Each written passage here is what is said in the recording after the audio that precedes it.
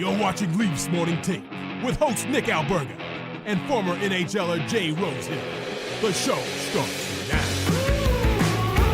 I can tell you profoundly right now, one of us is playing guilty today. It's not me.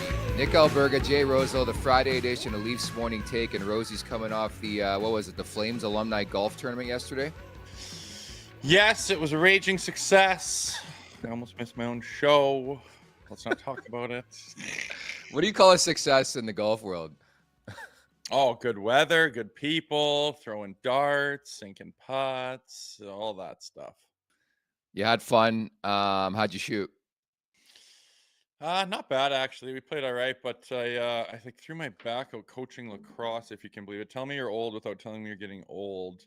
My back got thrown out by coaching lacrosse, and I almost turned around, didn't go to it, but I suffered through and filled myself full of Robaxacet and then had a good time. All is well in the world. Fair enough. I mean, a lot of people in the chat recommending Hair of the Dog for you this morning that could get you going on today's show, and tell you if there's a show to get going, it's probably today. A late ad, as I mentioned before you hopped on here. Jon Cooper is going to come on in about 5 minutes from now. He was caught at the Braves game last night with Wayne Gretzky. They're doing the TNT panel tonight, so we're going to catch up with Coop in about 5. And Frank Seravalli is going to drop by in about 25 or so. I'm sure you saw this by now, but he put out his first trade targets board of the offseason. Number one on that list, Mitch Marner. Mitch above. Oh dear. We'll see, man. I don't know what to expect with this. I don't know what the inner workings are. I don't know what the conversations have been. Is he up for it? Does he want out? Is it a foregone conclusion to everybody? I just can't imagine him having a conversation along the lines of, what are your thoughts on moving on and, making a change here? And we've tried this for a while, and contract wise with everybody, we're trying to make a change, and him going, no. I don't know, but time will tell. It makes it very interesting coming down the barrel here of, the draft, free agency, the time when things start moving and shaking. Our chat's fantastic. Francesco Ravenda writes in, "Oh fuck, he's feeling it," with the laughing emoji. He's got it. Is that your Master's coffee cup too? Yeah, it's an old one though, not this year's. Yeah, I know, dude. I didn't set my alarm. I didn't stay up too late last night, but I woke up at 9 o'clock at 11 o'clock Eastern and ran downstairs with a big pillow mark across my face. I haven't slept till 9 in forever. So sorry, everyone. Life happens. Leafs Morning Take. Let's do it. Yeah, I won't lie. Things got a bit hairy behind the scenes. Me and producer Vic were like, "Oh no, we have Jon Cooper coming on. We have Frank Seravalli coming on." Couldn't track down Rosie, but we're happy you're here. There's a lot to talk about. I should mention as well off the top, it doesn't sound like Mike Yeo is headed to Toronto. In fact, it sounds like he's headed for the Ottawa Senators. So we'll keep track of that. The New York Rangers falling in the Game 5 of the Eastern Conference Final. Pretty amazing job by the Florida Panthers in that game. I thought Shesterkin was awesome, but just execution when push came to shove so far in that series, 3-2 for the Florida Panthers. Looking forward to Game 5 tonight in Dallas, the Stars and the Edmonton Oilers. And Austin Matthews, your favorite award, finished third in Lady Bing voting. Yay. Oh, talk about a trophy that I couldn't give a shit about. Who wants to win the Lady Bing? Does anyone set out to win the Lady Bing? I don't know about that, but good, I guess. I wondered about that too. Does somebody start the season that, like, I'm really on a quest to win the Lady Bing? And it's funny you say that because as you know, I do freelance work with the NHL, and they reached out on Wednesday. They're like, "Hey, can you record some stuff for the Lady Bing? Just like general reaction, and like in real time." And I was like, "Yeah, sure." Like I had to say, like, Austin Matthews, 69 goals. That's no joke. 6 penalty minutes. That's an even, bigger success. Like, what are we doing here? But anyways, Jacob Slavin. Is that all he got? 6 penalty Pardon me? minutes? Is that all he got is 6 penalty minutes? Yeah. Fuck, that's hard to do. Yeah. Does that mean I you're don't know. soft though? No, I mean, you can go out there and play without taking penalty minutes, but honestly, like, if you're in the fight, if you're getting in there, if you're going to war, like, you're going to take a couple more than 3 penalties accidentally. I don't know. I just can't get my head around the fact that it's something to be proud of. Sorry, I can't. Yeah, fair enough. But Jacob Slavin wins that award. Austin Matthews finishes third at the Leafs Nation 401, where you can subscribe here on YouTube. Hit that like button, hit that subscribe button. Leafs Morning Take wherever you find your podcasts as well. Make sure to leave us a 5-star review. And don't forget to visit LeafsNation.com for the very latest. Again, momentarily expect to be joined by Jon Cooper, the head coach of the Tampa Bay Lightning, Frank Seravalli, to talk about Daily Faceoff's list, his trade bait list, coming up in about 20 minutes or so from now. The opening segment is brought to you by Greta Bar YYZ. For a good time, find Greta, 590 King Street West. Weekly specials, live sports, over 60-plus arcade games. Let the games begin. Go big. Go to Greta Bar YYZ. What did you miss over yesterday? I don't think you missed much. We were just talking about the coaching carousel, and we're waiting for the next shoe to drop on chief staff. It's weird. It's like little hints are getting dropped online, and we're like Hansel and Gretel picking up the little tidbits, trying to piece it together. And it's not the team we're thinking of, like Mike Yeo and all these things. And it's like you're trying to put together, just tell us where you're going, people, crying out loud. But I don't know who's still around. Like, they haven't fired anybody, but they haven't hired anybody. Like, we don't know basically what's going on. Hey, like, I kind of assume Mike Van Ryn's staying around, or is it all up in the air, or what's the latest? We're still waiting for the next shoe to drop. I think there's been a lot of names thrown out there. Brad Lauer, Lane Lambert. There's no telling who's going to stay on the staff with, Guy Boucher and company, but certainly that's the perspective we get, is that I think they're sifting through some names right now, doing some interviews. We had talked about Mike Yeo yesterday, parted ways with the Vancouver Canucks earlier in the week, and it doesn't sound like he's Toronto bound. It sounds like he's going to Ottawa to join Travis Green's staff, and obviously there's a connection there from the days in Vancouver. So that's the likeliest scenario to play out. I think a lot of people are trying to connect dots, obviously, with the St. Louis and Toronto connection. Interesting. Yeah. It is a carousel, man. It's I don't know.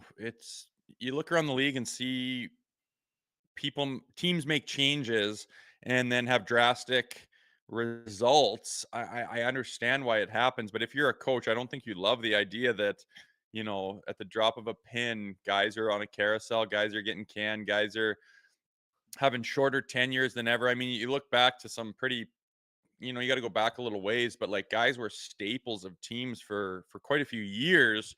And it's tough right now to be a coach. And I want to ask, some of these guys, Coop, about what do you think about that? I can't imagine being a coach. You're like, no, I love that. I love that guys get fired at the drop of a hat. Yeah. But it seems to be a bit of a carousel. And I think you look at Edmonton and teams that are, make drastic changes with the change of a head coach.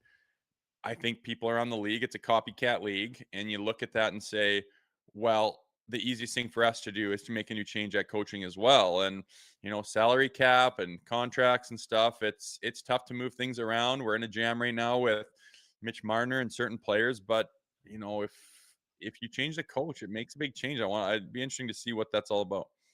Speaking of which, I believe we have our first guest of the day. John, can you hear us?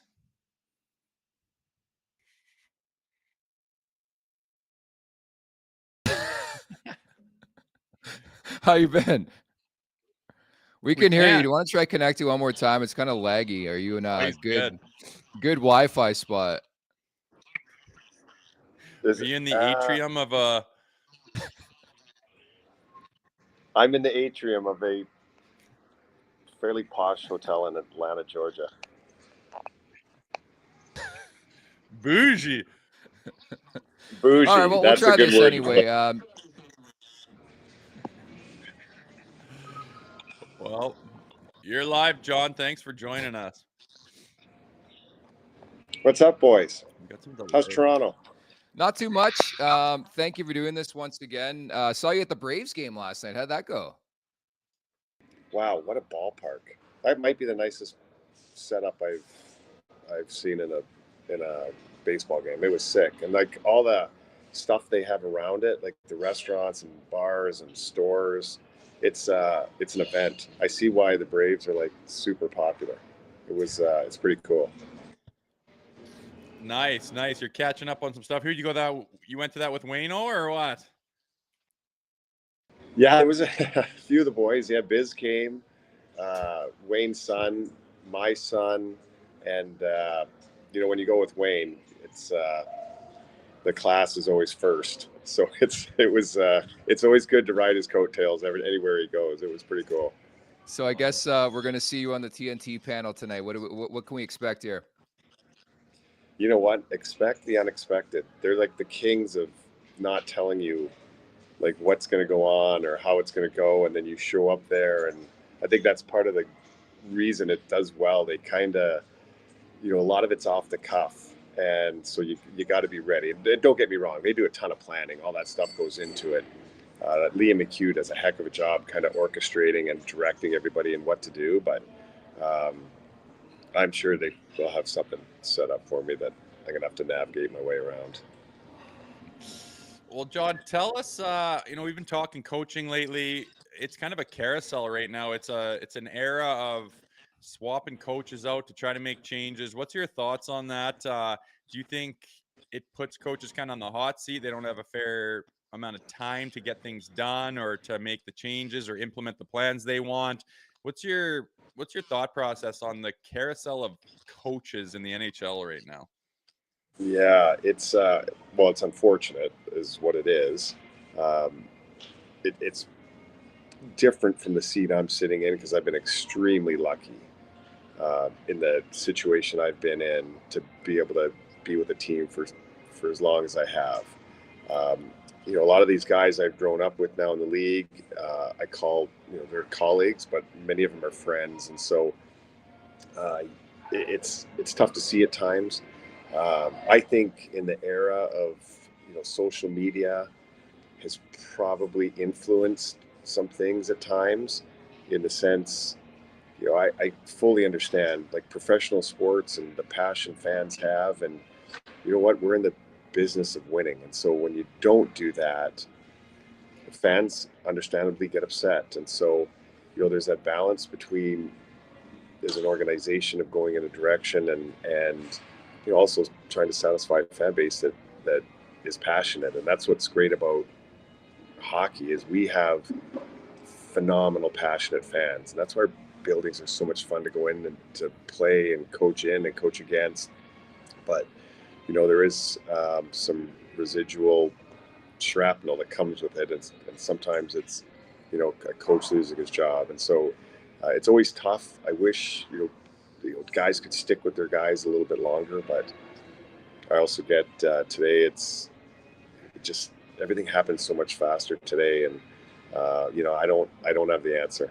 I don't, because only one team at the end of the year is going to win, and it's what's the satisfaction level before that. So how do you keep the message fresh then? For sure.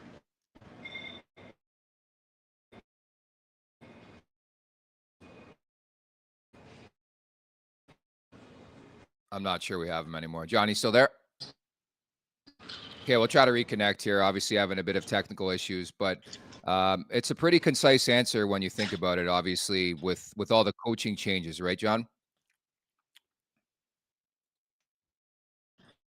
Shit. I hate technology, man. It's just the worst. We got to be on radio or something, Rosie. It's tough. Even swanky hotels, like the Yeah. Wi-Fi just doesn't seem to be good enough to do this kind of thing. And I don't know what kind of bandwidth it takes or what the deal is, but it is frustrating. It is shitty. You think in 2024, the technology we Is have, it on my, we could. is it on my end? Oh, he's back. Yeah. You look better now. Oh, there we go. You're back, John. You're back. Thanks, man. I appreciate this. Sorry, we're navigating through this. I was just asking, how do you keep the message fresh if you're a coach, knowing that about the league right now? Well, it's different for me because, I consider myself part of the core of that group, and we have a core group, and we've grown together. We've gone through heartbreak together. We've won together.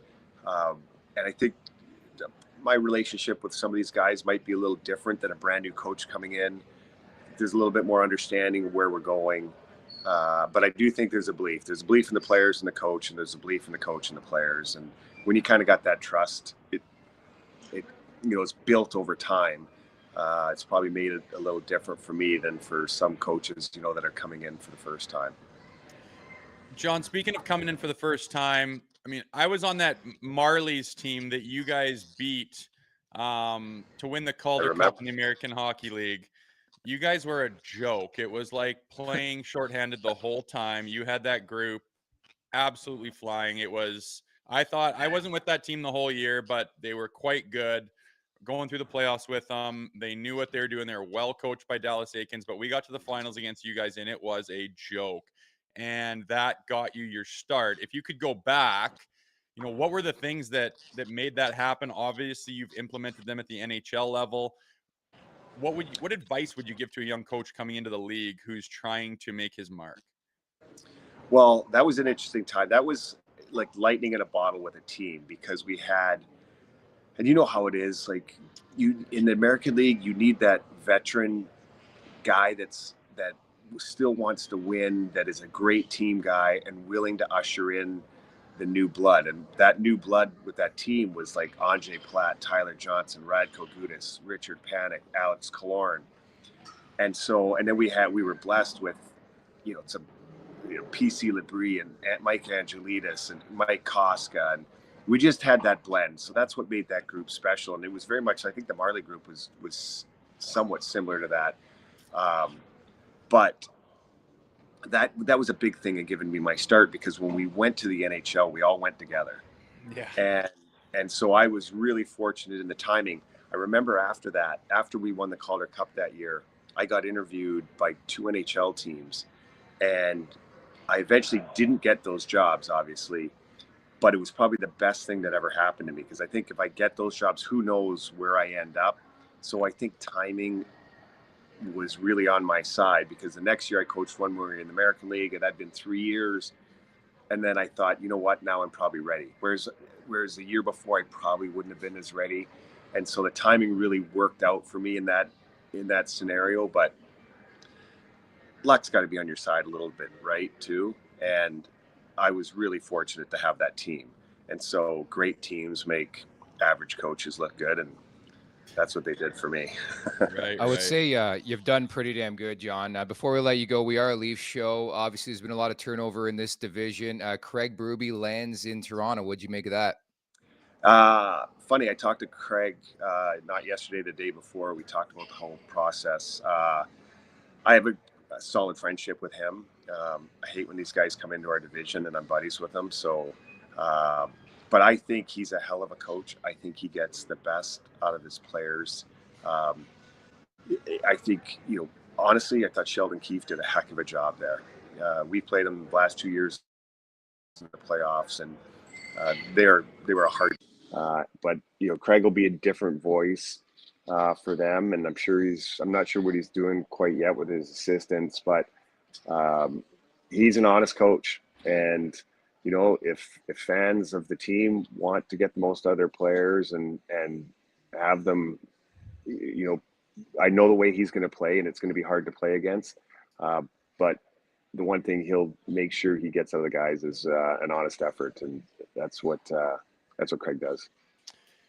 Is that what you think's missing in Toronto? I mean, they've had these high offensive, high octane players and just can't get it done in the postseason. What would your message be as far as getting hold of that group, or what do you think the changes need to be made? What do you think Craig's going to do to implement more success in Toronto? It's hard. That's hard for me to say because I'm not in the locker room, but I will tell you this. I mean, we played them in the playoffs the last, couple years. One, we had to eke out an overtime win in Game 6 and then win a game in Game 7 to get through them. The next year, they went right through us. The team, that's how close the Atlantic is. Like at the time, it was Boston, Tampa, and Toronto, and any one of us could have beat anybody. And now Florida's in the mix, and they're kind of pushed themselves past the four of us. It's so hard to get out of the Atlantic, and I think you get judged on winning one playoff round or not winning a playoff round. I think it's tough. The Leafs, I mean, they won a round against us. They could have won other rounds, but I don't think people understand how hard it is to do. And it's not like the Leafs went through any of these and got blown out. They were right there, and it's just a bounce here or there, and they've advanced. So I think in what I've seen of the Leafs, everything's been pushing in the right direction. They got a heck of a core. Now they got a new coach, so we'll see what happens. But like I said, playoffs are all about going on a run. And one of these years, they're going to go on a run. It's just, what year is it going to be? Hey, I'll hold you to that. This industry has afforded me the opportunity to meet some great people, you among them. I'm happy to call you a friend, man. Thank you so much for your time today. Okay, boys, and keep it going. It's always a pleasure to talk hockey with a bunch of good guys. So we'll see you down the road. Thanks, Johnny. Take care. Have fun tonight. Yeah. Jon Cooper will be on the TNT panel tonight. Thank you for staying along with the technical difficulties. We got through it, baby. We got through it, Rosie. You must have paid for internet at the last second there. Dude, it brings me back to watching the Leafs in the playoffs. Like, a bounce here or there. Like, I never say it because just the Leafs fans get enough heat and get rinsed enough by other people who like to jump on the Leafs and the Leafs fans.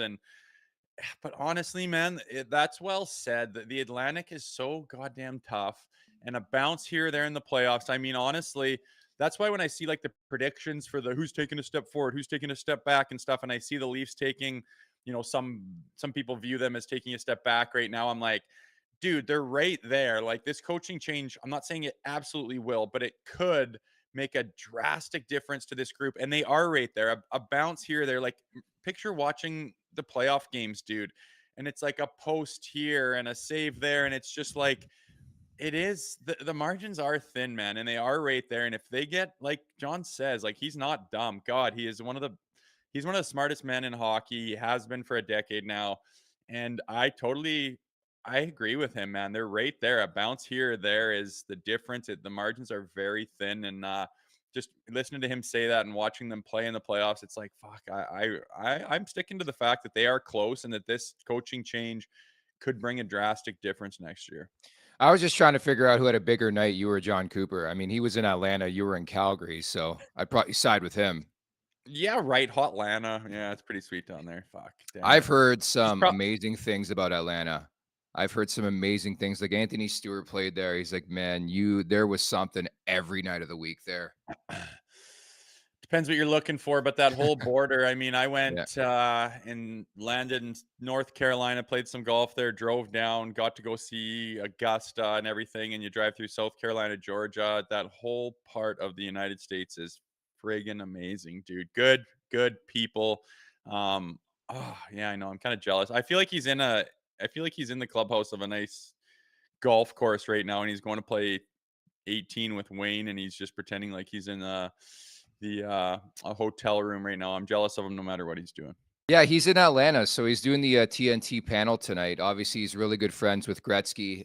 We had Wayne on the show last July, was it? And they actually golf together and live near each other in Idaho in the summer. So they spend a lot of time, and pretty much, I was texting with him yesterday. I was like, oh, you're doing the TNT panel. He's like, when Wayne calls, ... I get it. So if Gretzky calls you and says, get your ass to Atlanta, you're doing the panel, you're getting your ass to Atlanta, right? Yeah, for sure, man. It's funny hearing the stories about Wayne throughout the league. Like, people say his fingers, they like just reverberate through the league. He's got so much pull, so much respect. He's literally like he's a walking, living, talking legend, man. And obviously, people that don't know anything about hockey know Wayne Gretzky, and I'm pretty invested in golf and follow golf. He's like Tiger, man. He's like this walking legend, and if he wants something, totally, there's an aura around him, and you can watch them walk through a room, and it's like, oh my God, there's literally an aura around them. Living legends, man. I can see why Jon Cooper would cuddle up next to him. Hey, we got another living legend coming up in mere moments on today's show. This interview is brought to you by Wendy's, the home of fresh, never frozen Canadian beef. Whether you order a Baconator, Dave Single, or even a JBC, Wendy's only ever uses fresh Canadian beef that's never seen the inside of a freezer. Download the Wendy's app. Check out the latest deals and order today. As we bring in the second guest of today's podcast, it is Frank Seravalli. Frank, thanks so much for doing this. How much travel have you done in the last month alone, Geez. I have been away 33 days since the start of the playoffs. Like, that's insane, man. How you feeling? I got home yesterday, and my daughter made like a banner, and my wife hung it in the kitchen, and it says, "Welcome home, Dad." And then at the bottom it says, "For now." Is that a dagger or what? I was like, what is she trying to tell me here?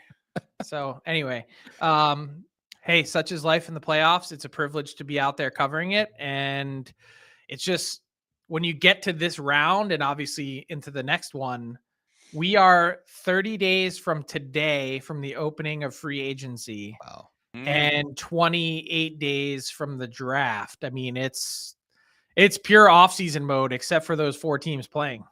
You're absolutely killing it. And I was just going to add, too, you're obviously closely invested in the conference final, specifically the Edmonton-Dallas series. I watched these 4 teams. The Leafs are nowhere close to these guys. Do you agree? Yeah, I would agree. Look at it's not even playoff struggles or failures. Just look at pure roster construction. Do the Toronto Maple Leafs have a defense core that can compete with any of these 4 teams that are left standing? No. Do they have the goaltender that's on the same par or level as these 4 teams? The answer is no. Do they have the star power for sure? Do they have the offensive depth that would put them on the same level? Questionable, but if you're checking one of those 3 boxes, let's give it to them. That just means you've got a lot of work to do. So speaking of that, what do you think their MO is this offseason? You talk about the draft as a time when some trades get made, obviously free agency, things can change. What do you think their priority is right now? I think the priority has to be better balancing this roster. We've been saying this for 7 years now. Yeah. I feel like it's that long. It is. That's what this group desperately needs. With all due respect to Morgan Riley, he can't be the centerpiece face of your defense core and then have such a severe and stiff drop off between him and everyone else. That can't be the case. I think they know that. It's not just depth. It's also they need more upper echelon talent. And then you can begin to ask the next questions about goaltending. So yeah, lots to uncover certainly over the next month. I want to get to your release Daily Faceoff's first trade targets board of the offseason. Can you just take us through the process of the amount of time, how everything comes together for the initial list? Oh, it's a while. It's a bunch of calls to, find out about there's all sorts of names flying around at this time of year, right? Like you hear different things. Some are authentic, some are not. You have to really work through and try and get to as many people as you can. And look, the truth is no one's really saying much about Mitch Marner at all, but you have to connect all the dots and it's really not that complicated. And I think for Mitch Marner to be number 1 on our trade targets board, the first question that you have to ask yourself if you're the Toronto Maple Leafs is, are we extending Mitch Marner? That's really the first and primary most important question. I don't know how, after watching these playoffs, after watching playoffs past, you could possibly make the determination that this is someone that's helping you. And my whole thing is, not to make it too black and white, but there's really no gray area for me. If the answer is no when asking, are you helping us win? You got to go. It's as simple as that. I need someone in here, especially at that dollar figure, that's going to help us. And I've yet to see in many years of this team's playoff issues, yet to see him step up and be a true difference maker. And, you can say what you want. And I'm sure some Leaf fan, I don't have your chat up, is saying, oh, but he's close to a point per game in the playoffs. Okay, go look at the 2 guys in Edmonton. Point per game. Like, come on. Those guys are at 1.6. Those guys are killing it. They're helping the Edmonton Oilers get to a conference final. They have 10 wins. They're 16 required. The Leafs have never gotten past 5. They are at double the level that the Leafs have been, and this is the second time that they've gotten to the conference final. And oh, by the way, the other few times that they've lost to the eventual champion. So it starts, and it's really narrow-minded focus. It is, can you help us win? And again, it starts there, and then you can begin to unravel it after that in terms of the permutations and what happens next. And that's the kicker, right? Like, at your cap hit, are you helping us? Because people just like, I don't know, you go so deep dive into it, you're pulling apart, contracts and constructing things in your mind, and you have a very large magnifying glass across all different types of players across the league. And when you look at Mitch Marner, are you saying he's a bad hockey player? Everyone's like, oh, he's a good hockey player, we should keep him. That's just such a, that's just such a base, broad view. It's yeah, he's a good hockey player. No one's saying he's not. But with the team that's constructed at his cap hit, with what he gives during the playoffs, which is the hump they're trying to get over, I think people miss that fact. Are we saying he's a bad hockey player? No, but it's at his cap hit with the money that he commands. Is he helping the team being here? And I think after doing that and giving it a real honest look, the answer seems to be no. So then add in the fact that he would probably be due a raise. Yeah. Right? True. Yeah. So let's say the next contract, like, we're just pure hypotheticals here. Like, let's say you make the decision that you think he's helping you, which, again, I don't know what evidence you'd point to, but let's say you're like, okay, this is a guy we're going to stick with. So then you say, okay, well, what does that next contract look like? Is it 12 and a half? Is it 13? Whatever it might be. Are they better off having two $6.5 million players? Are they better off having three $4 million players? What is going to make the Toronto Maple Leafs better than just one singular entity? You've got Austin Matthews right now for one more year. You've got John Tavares. You've got William Nylander. How much more do you need? Like, you have to spread the wealth around, which goes back to then solving offensive depth, solving true difference makers on defense, fixing your goaltending. There's a lot that you can do with that money. And instead of sitting in the corner and sucking your thumb and being scared about how tough it's going to be to make a Mitch Marner trade, start thinking the other direction. This happens all the time. And especially, Rosie, this time of year, you'll appreciate this. A lot of people are like, oh my God, the nervous energy in Edmonton going into Game 4. They could be down 3-1. It's like, you can look at it that way if you want, or you can look at it like, hey, we're one game away from being all square with the Dallas Stars with a best of 3 to go to the Stanley Cup final and play for a Stanley Cup. Do you want to look at it through the I'm scared lens, or do you want to look at it through what an incredible freaking opportunity we have here to go out and do something? And I look at the trade the same exact way. You can be afraid if you want to, but start thinking about what you can get back and what you can do with that money instead of thinking about, oh, well, he's a good hockey player. Yeah, they have to take the optimist approach. I couldn't agree more with what you guys are saying. I just think it would be the definition of insanity to roll it back, regardless of the contract and all that. And you make a great point on that. So the process, how do you think a process like this would play out? Is it fair to say sometime over the next month, we're going to get an answer one way or another if this thing's going to go down? The draft's obviously a point, and July 1st, right? I'd say it's before July 1st, because if not, teams are spending that money that they would need to keep open for Mitch Marner. I'd be surprised if something's going to materialize that it's not going to be, before round 1 of the draft. If the Leafs are either getting a top pick back, or if they want to take a top pick and flip it to someone else in order to acquire what they need in the here and now. Like, I don't get the sense that they're going to be sitting back trying to say, oh, well, we're going to try and have our cake and eat it too. Trying to reload for the future. I don't see that. So, I think we're talking about a 27, 28 day period of time between now and then that they've got some really difficult decisions to make. So what do you think for the Leafs? I mean, how do you think the process goes in their mind? Do they put it out there? Obviously it's out there, and just kind of wait and see what the best opportunity that comes across their plate and jumps on that? Or do you think they specifically target teams? And, we're talking about offensive depth, we're talking about defensemen, we're talking about a goaltender. Do you think they go and attack a certain position? Or do you think they just got to sit there, and in a case like this, the best thing that comes across your desk is what you jump on? I think it has to be a way more holistic approach. I don't think it's like we need to absolutely kill all of our needs in one trade. I think it's you get a bit of it here, a bit of it there, some of it in free agency, but it has to be methodical. Like, again, to take it back to a current example of just this week, the Oilers made 3 key lineup decisions for game 4, 3 healthy scratches. Every single one of those guys that came in had a reason and a method to how they wanted to play.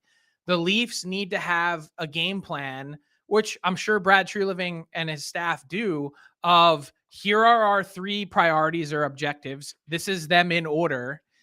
How can we utilize the current roster pieces that we have to go out and try and tackle this? And so think about some of the other draft trades that have materialized in recent years.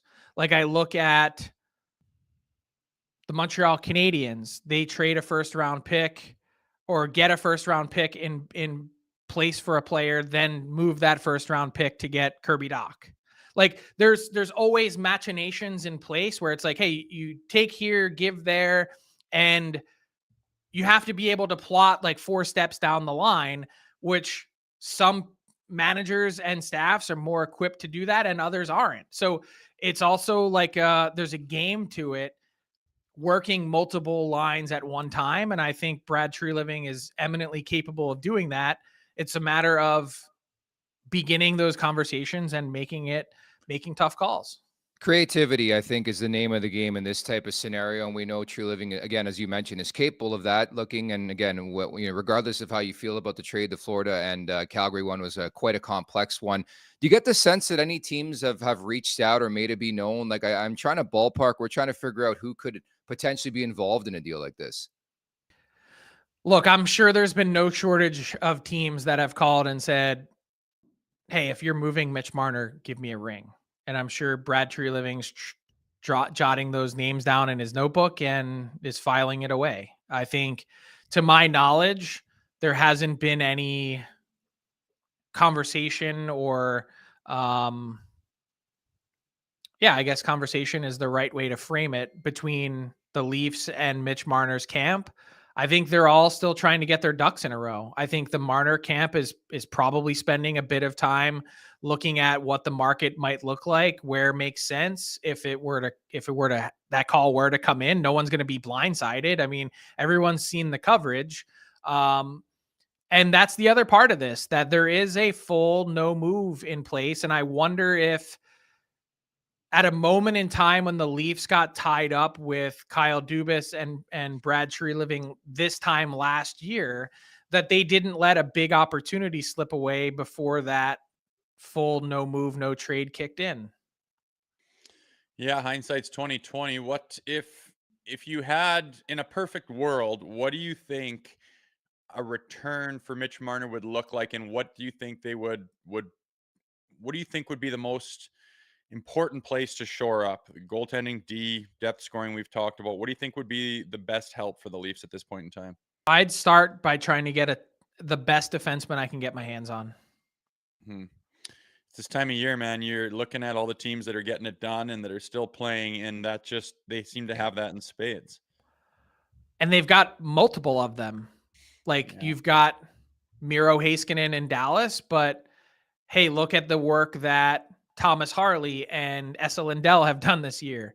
You've got it in Florida with Gustav Forsling chipping in a few playoff goals this year.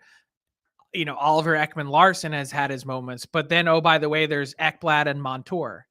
And the Rangers, they top to bottom, I think, have the best right side defense in all of hockey. So, look at the Oilers. And this was the point that I made about Darnell Nurse, is he's making $9.25 million. And that is definitely an imperfect contract and a problem for the Oilers moving forward. But they've got Bouchard and Ekholm, and all you're asking for Darnell Nurse to do is hold up his end of the bargain as a number 3. And he, until game 4, hadn't been able to do that so far in these playoffs. So look, they're all 3 to 4 deep, and the Leafs are they've got one of the 4 covered.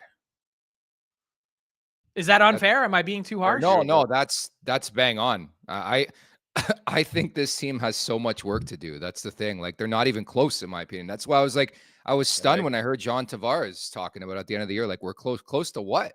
Close to winning a 5th game? I know. like, what is that? What does that get you? Yeah.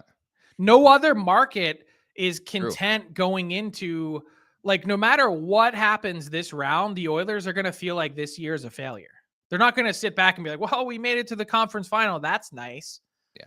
The Leafs have never even gotten to that bar and not even sniffed it. So to sit back and say we're close, like close to what? You know, we talked about this right as soon as the season ended. There's this idea that exists that, oh, well, we've run into the Bruins, we've run into the Panthers, we've run into the Lightning. 7-8 years ago, you could say that, but 7-8 years have gone by, and yet no one has looked at you as that team. Why aren't you the 800-pound gorilla that everyone in the Atlantic is afraid of?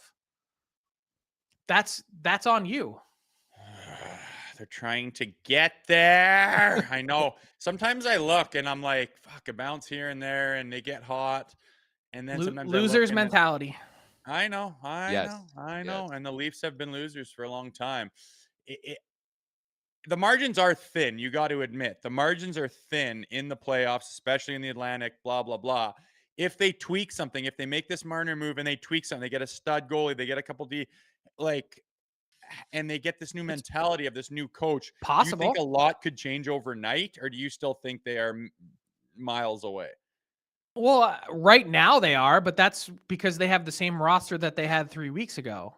Yeah. I mean, look at the Panthers. When did Bill Zito take over? Late 2021? When did Paul Maurice get hired? 2022? Like, they changed out 3 to 4 of their defensemen. They got Forsling off of waivers.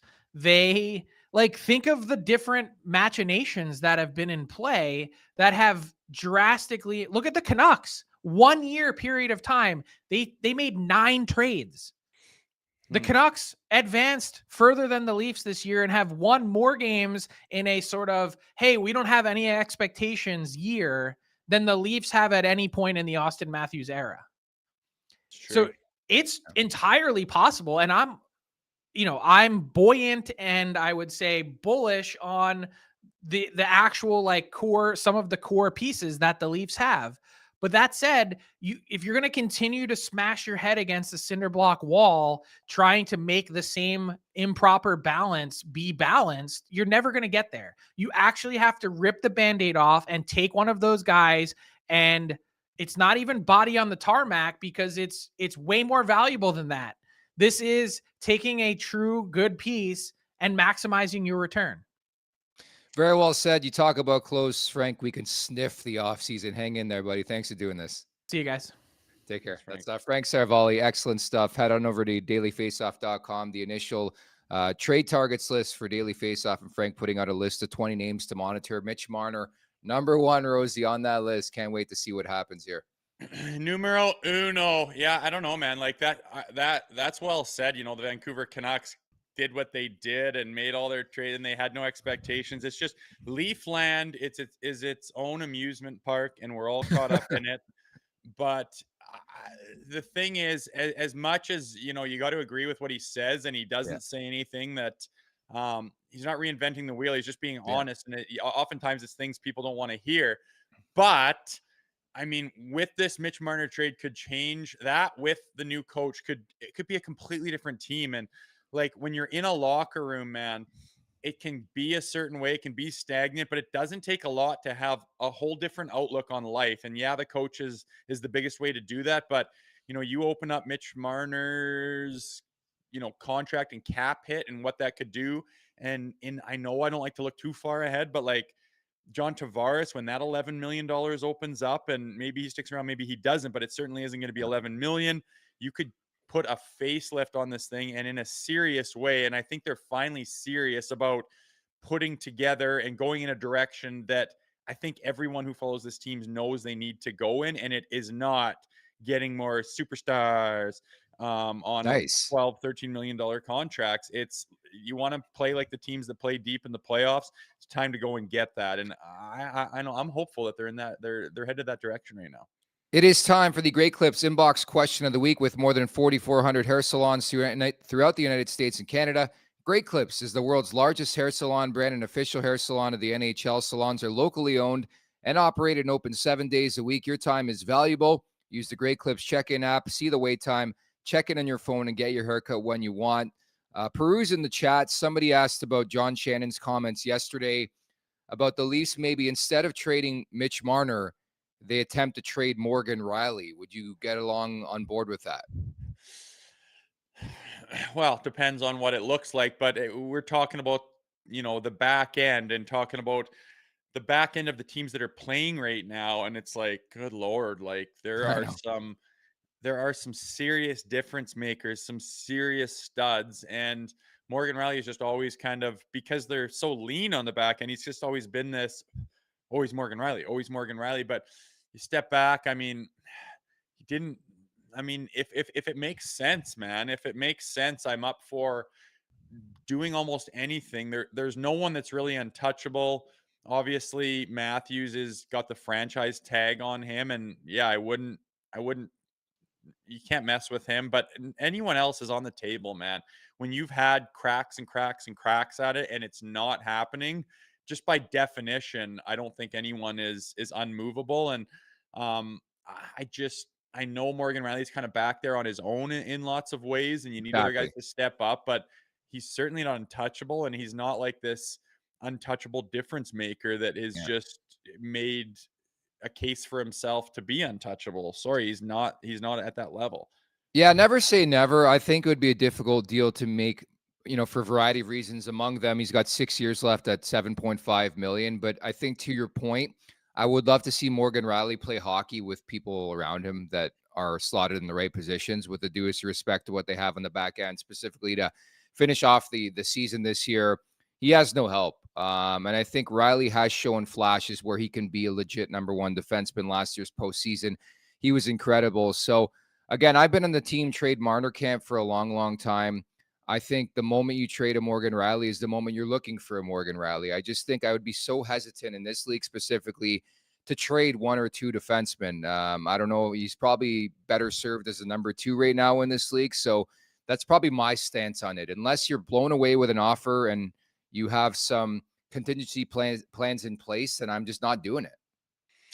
Yeah, I hear you. If something comes across your desk that you can't say no to, fine. But I don't think he's your prerogative right now to go out and shopping him and trying to make a deal. Because, like you say, you've got that one piece. And I mean, if you're talking about him as a number one, he's probably not the guy to get you to the promised land.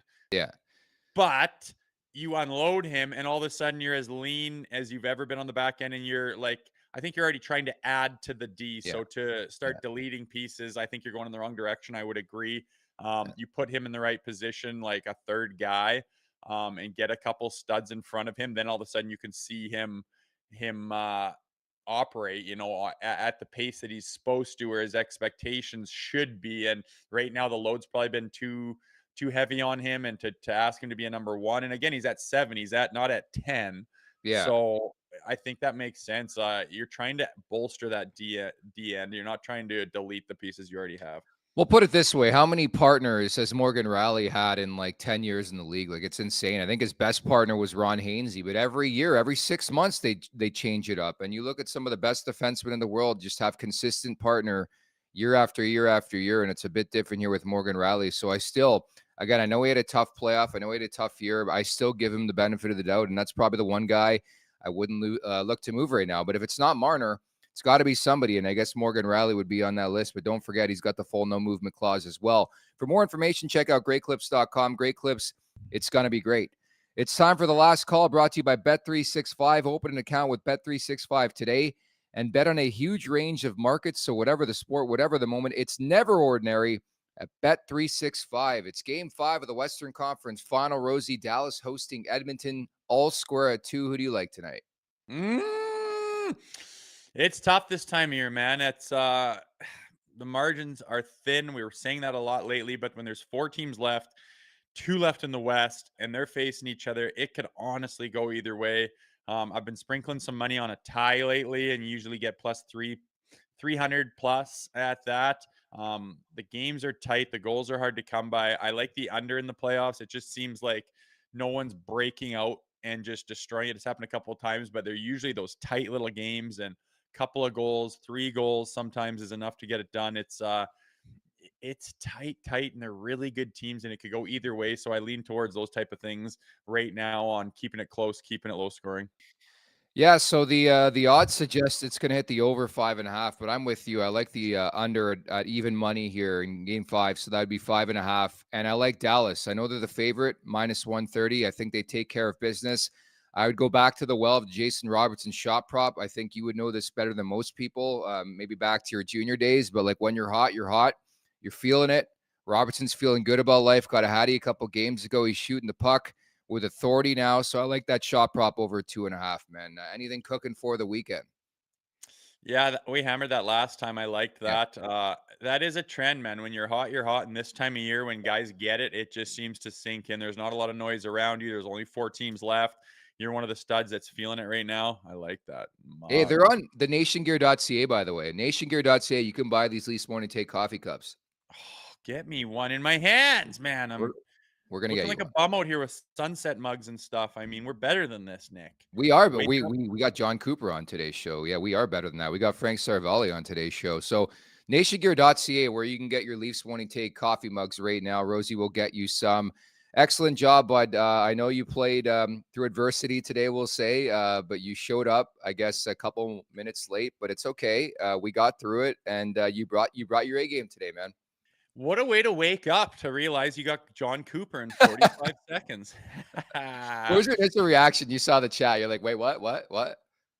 I heard it buzzing and I thought it was my alarm. I'm like, why is it not ringing? And then I looked and it was you, and I was like, oh, I called him last night. I'll talk to him later. And then I saw 9 o'clock. I haven't slept till 9 in a long time. And then I just started yelling at my wife, like, why am I not up? What's going on? What time is it? And she's just like, I'm not in charge of you, buddy. And then I ran Girl. down and jumped on, and I had mattress lines on my face still. It's okay. Honestly, my irrational fear in life, and maybe it's not irrational, but is not waking up for my alarm. Although I set it, I make a point to set it every day, even though I can just have a natural alarm every day. But it still scares the shit out of me. Like one day I'm gonna miss my alarm. It messes with my mind. Not to downplay what I'm doing, but the heart sinking, stomach sinking feeling for being late for our show isn't as bad because I have like you to answer to. But back when I was playing, man, you miss a bus, pregame nap, you're missing a plane, it's not good. And when you wake up and your alarm didn't go off or you shut it off by accident, it is a gross feeling. So I had a little bit of that today, but I recovered. I'm going to crack the whip then next time if you're thinking I'm soft and easy. I don't want to be like Sheldon Keefe scratching like David Kampf.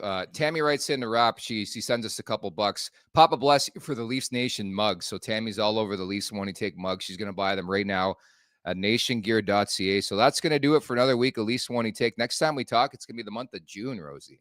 Cray. Yeah, well, when you're the Leafs, you look forward to the months ticking by so you can actually accomplish some things, which they haven't done again. But yeah, it's interesting time of year, man.